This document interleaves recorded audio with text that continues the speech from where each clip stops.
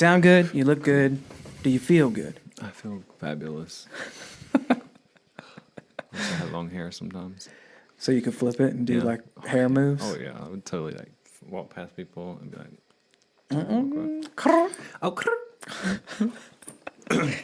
So, Mr. Trevor Kirby, how are you?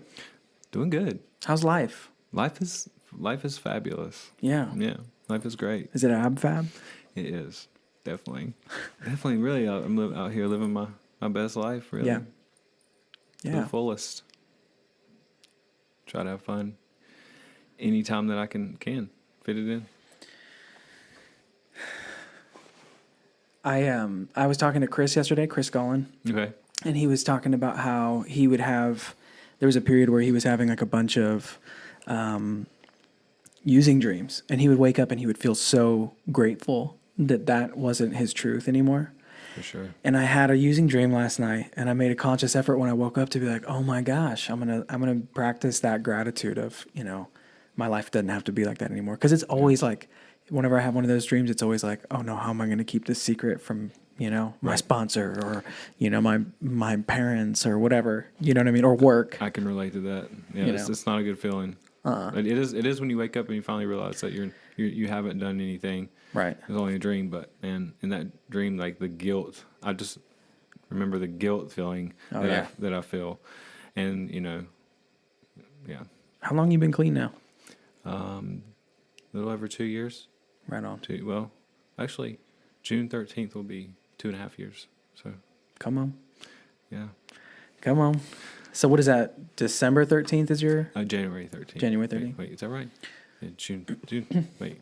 Maybe June, July 13th. July, whatever. Yeah. Who cares? Yeah. We're sober. Yeah, we are.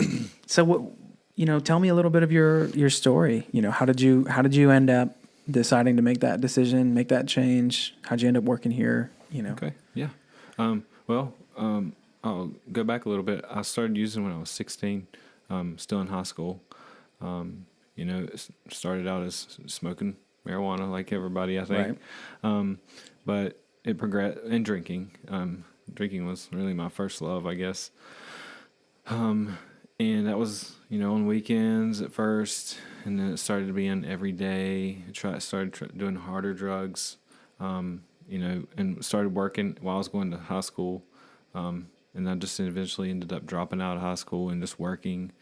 And then when I was working at KFC, and you ended up getting fired for coming in high at work. And then I just really hit the ground running after that.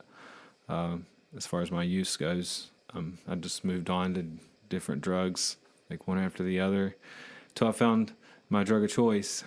And when I was around 21, really heavy use around that time.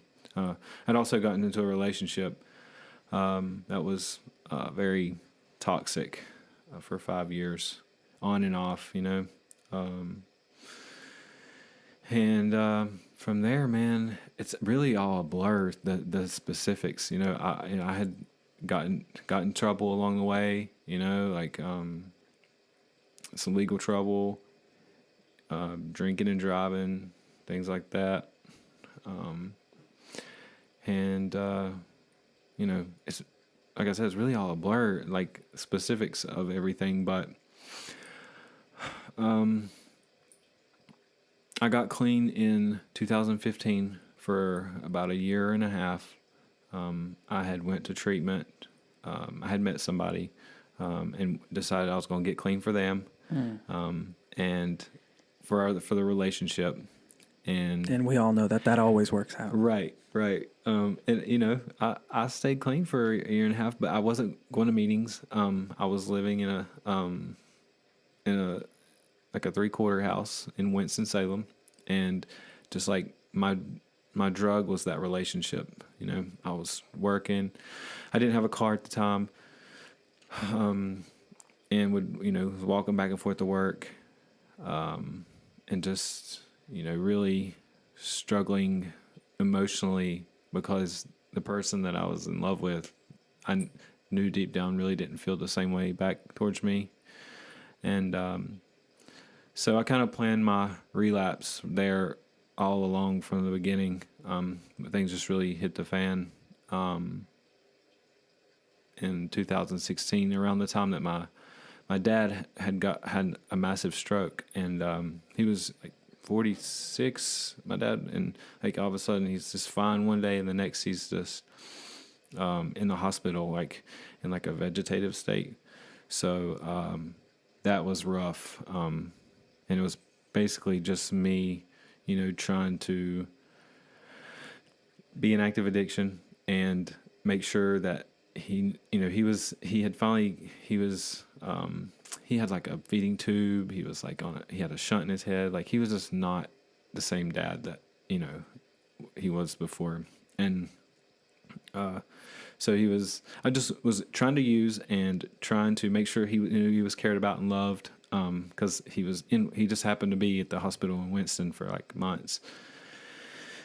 And, eventually he ended up passing away, and about a year after that, and I had got clean on and off through those times, but when he passed away, I really like just hit the ground running again, and pretty much continued hardcore use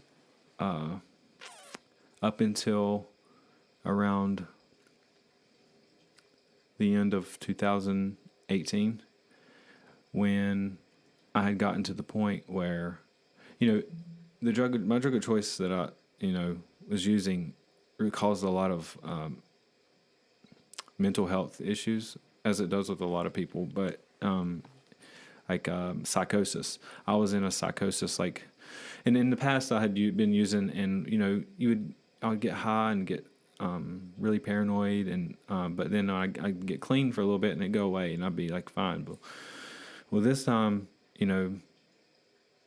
I was so far gone mentally that whenever I would get clean, like the things that was going on in my head was still happening, and it was really scary. I was like near like suicide at one point, because I just thought that was part of what I thought was supposed to happen to me. I thought that I wasn't going to make it out. I thought that I just like the only way to get out of my mental like anguish and like torture was to just off myself. And I was really depressed, and I thought, so I decided that I would try to go to get clean again. Just I didn't have anything to lose at that point. So I reached out to a really good friend of mine that I didn't trust anybody at that point, but I trusted him more than I did anybody else. So he helped me to get into a detox program. From there, this was like early January 2019.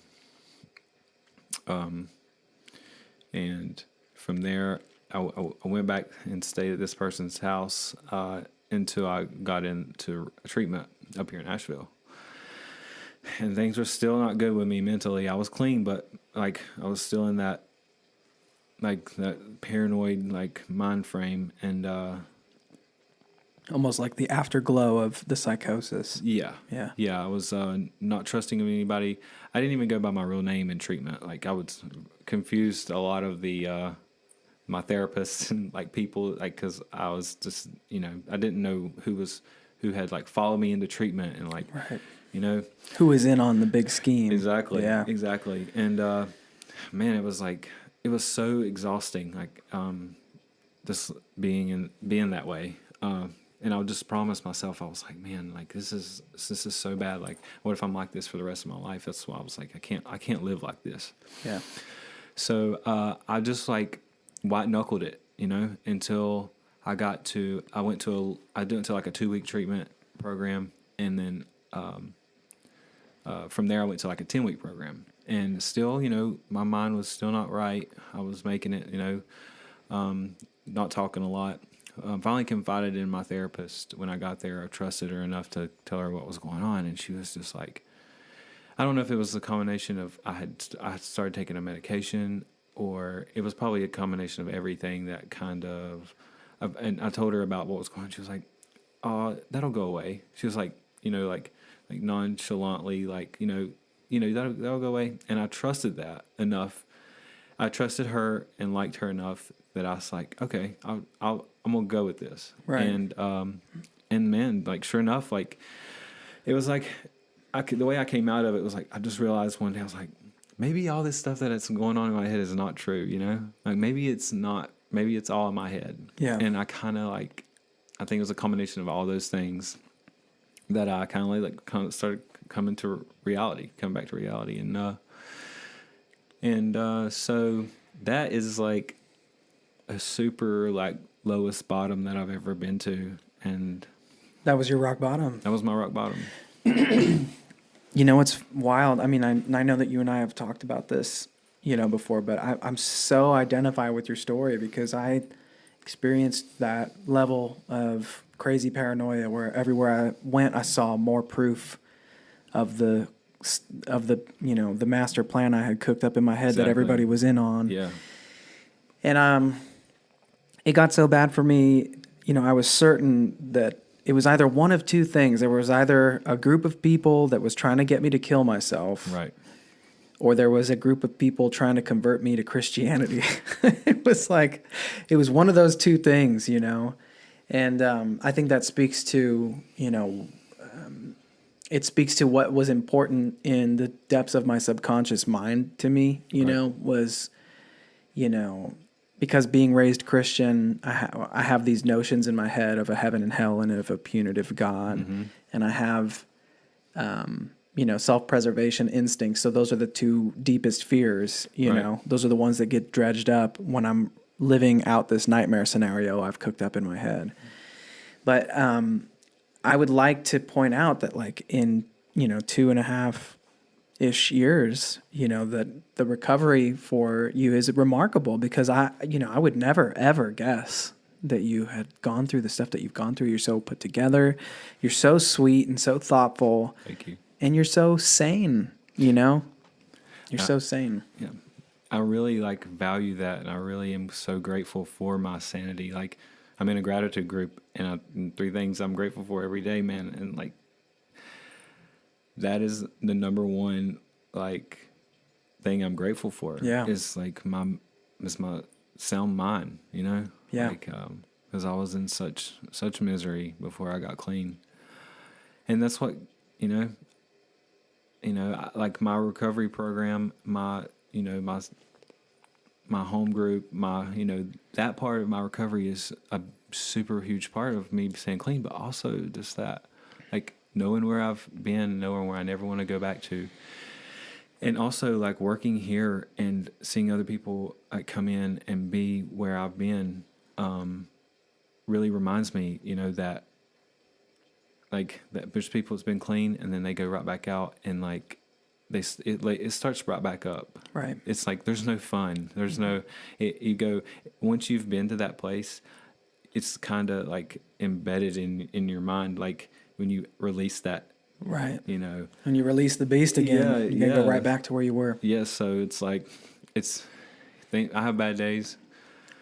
Definitely have bad days. Yeah, me too. And there are times when I have crazy notions. Yeah. But sure. For a couple of guys that were pretty convinced there was a group of people coming for them, Yeah. I think we're doing pretty good. Me too, man. Me too. I was talking to Renee recently Mm-hmm. in here, and I actually kind of told her a little bit of that stuff after we finished doing the podcast. Mm-hmm. And I was like, you know what? Never mind. I don't want to do this to you. I don't want to make you, give me therapy right now. You Right. know, you're not at work. I'm your friend. And she was like, well, I'm interested. You can tell me. And I was like, okay, listen. Yeah.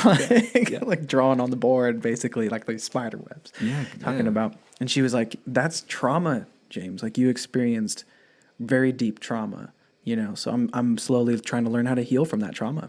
Yeah, and I'm glad that you said it. I'm glad that I confided in you and we shared each other's story because I think I've connected with you more than I have anybody else. Because I don't tell that story a lot. Yeah. I don't tell it a lot because it can sometimes be re-traumatizing to me. Right. And to trigger me. Yeah. Especially when I'm triggered sometimes when I hear other people that's coming in that active mindset. It's like rough for me. I really like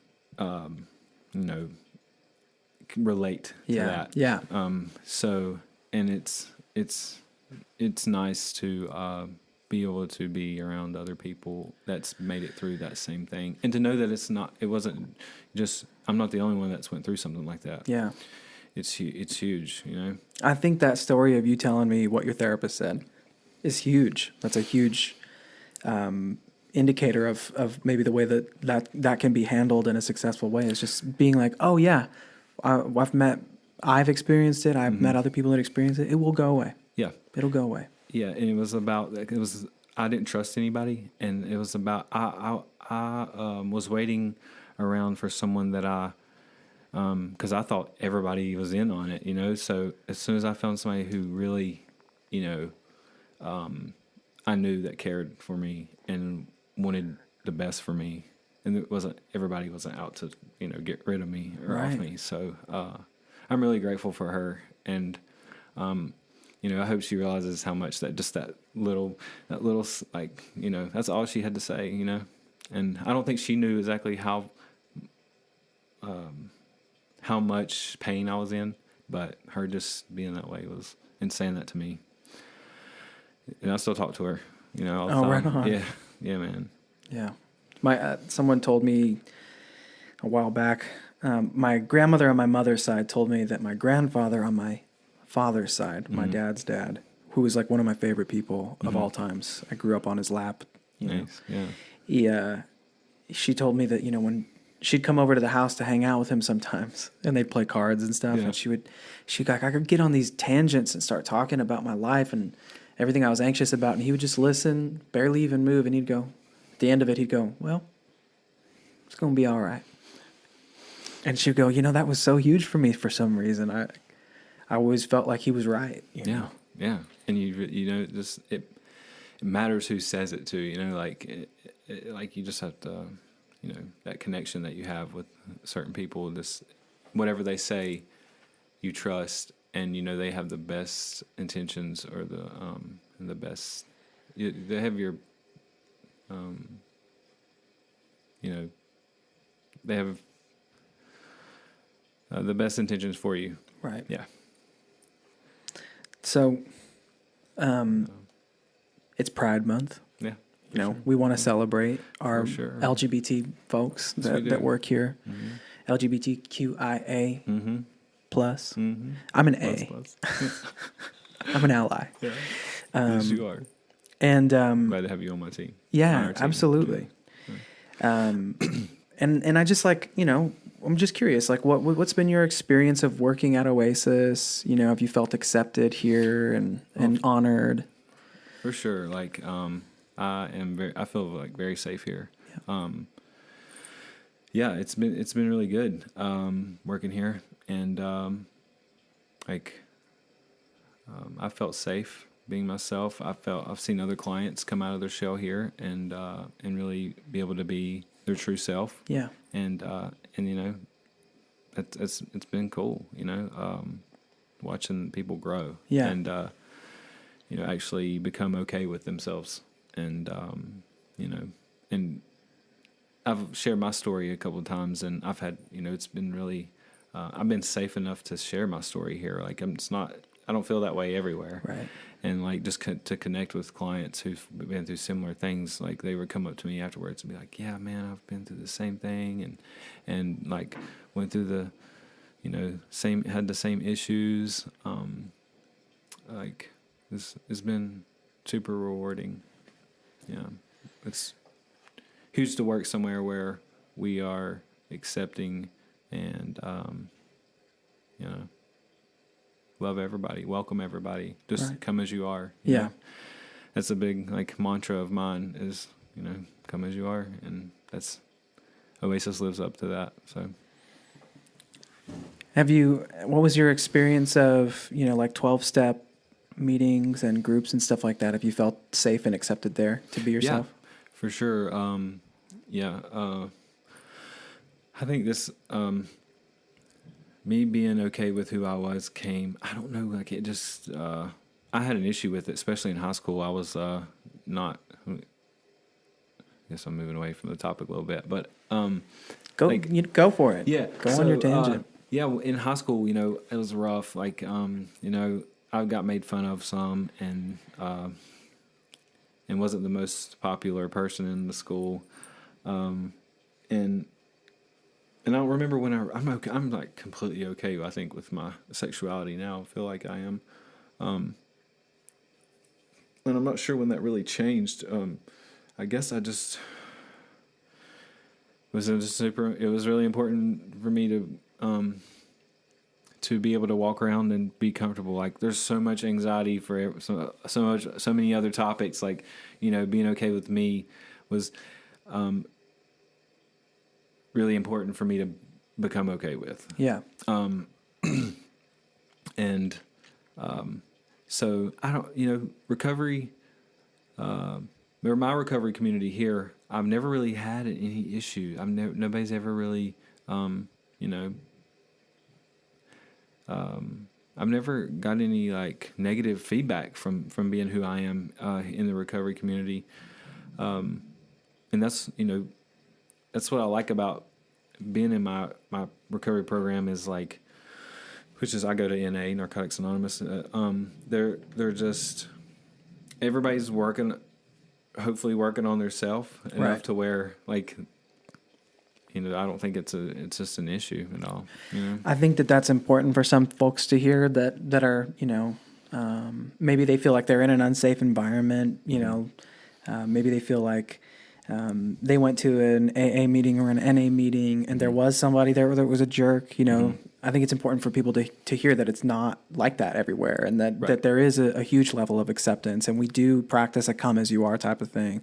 And we'll love you till you learn to love yourself when you're in recovery, Here at Oasis and at any, most of the rooms of AA and NA, I've never experienced anything but, total and abject acceptance. Same. Of, anybody at any state, like you have somebody coming off the street screaming about Jesus, their hair falling out and, pupils the size of dimes. And generally we don't want people that are still high to be sharing at meetings, but I've seen people just hold space for that person and just be like, and then they leave the room shouting and walk out and, and then we go, see, that's why we're here. We're here because of that, because, he has a chance of coming in here one day and it just clicking and him being done, Yeah, I can say I've witnessed a lot of gentleness, like, in the community when things like that have happened. Like, and I tend to stay around meetings, places that are gentle with people and, no shaming, at all. I'm all about, like, non-judgmental, like, activities. I guess I'll share a little bit about this, like maybe some fun things I do in my recovery. Okay, yeah, lay it on me. Okay, yeah. So I have discovered like ecstatic dance. Cool. Yeah, a good friend of mine in LA loves ecstatic dance. Dude, like there's an intern here that introduced me to it. She invited me to come to her house and. Because I was sharing, we were in supervision, and I was just like, yeah, I like to dance, and she said, come to my house. Like, we host it's with the Asheville Movement Collective, and she's like, it's non-judgmental, and she got me right there, because, like, dancing is a vulnerable thing, Yeah. So when she said it's like just a non-judgmental, like, group of people we don't talk we just like dance to the rhythm of the music or however you feel, there's no words to sometimes there's words in the music, but mostly it's just like tribal music. Like, I don't know, it's really cool and freeing, and it's a good outlet for me to be active as well as like just connect with people, like I don't know any of these people, but if we're all comfortable enough to dance in front of each other, like then maybe they're all right. They're all right, Yeah. It's just a really safe space. So I definitely am there like once or twice a week. Definitely do that. What else? What else did you fall in love with in recovery? Eating. Okay. So I like to try new places to eat. We had the Indian food recently. That was pretty good. It was amazing, and that's the first time I've had Indian food. So yeah, it was nice. Great. Yeah, appreciate that. Yeah. Just Anything, man. Like anything that anybody wants to do, I'm always down. Yeah. I'm always the person who will try something new. Great. Because, you know, we only live once. Yeah. And if we're going to, you know, if we're going to be, you know, I didn't get into recovery to not have fun. No, you know? no. So What's some of your bucket list items you want to do before you kick it? So I definitely want to go to Ibiza. Like, Okay. I know it's like the party island or whatever, but I think I could go there and like, I don't know. Just I love like loud like dance club music. Yeah. Like, you know, that's where I like thrive. And It's Ibiza, right? huh? It's Ibiza. Ibiza. Yeah. Is that how you say Yep. it? Okay, Ibiza. Yeah. Sorry. In Spain, right? Right. Okay. The island. So the Z is always Gotcha. like Thank a you. th. Yeah. a theta. Gotcha. Okay. Ibiza. Ibiza. Nice. Yes, I definitely want It's to a go sexy. there. It's Yeah, a sexy word, is. isn't it? Yeah. But yeah, that's definitely where I want to, like, one of my bucket list items. I've been researching to go there, and Okay. just like, you know, beautiful. You ever gone skydiving? No, but that's definitely something I want to do. That's on there? Yeah, That's on the That's list? definitely on there. Anything like thrill seeking, like I'm a thrill seeker, like before I am anything really. Yeah. So, like roller coasters. Oh, God, like, yeah. I hate roller coasters. Yeah, no, I'm really? so scared of heights. I've skydived, Mm-hmm. and I prefer that. I don't know why, like 1,000 times. Maybe because I have a parachute on. Right. So I do not like roller coasters at all. I'm about it. I'm trying to find the biggest. I love like, that fastest. for you. Thanks. Yeah. Definitely like anything crazy and far out there. Like, you know, What's the weirdest food you ever ate? weirdest food.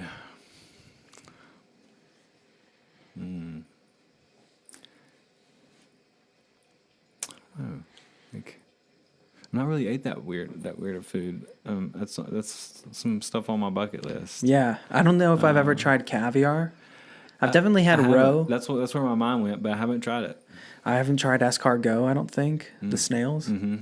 I would. I've eaten menudo, which is like a Mexican soup that has, I believe it's got like intestines in it, like cow intestines. Mm-hmm. I wasn't that into it, to be honest Yeah. with you. Nice, yeah. Yeah, all right. Well, we've got some bucket list items here. We've got new passions. Mm-hmm. We are a little bit more sane than we used to be. Oh, definitely. I think we're doing all Just right. Just a little bit, yeah. Yeah. Yeah. Well, right on. I appreciate you coming in and chatting course. with us. Thanks for having me. Oh, thank you. Thank you, sir. I love you, bud. I love you too.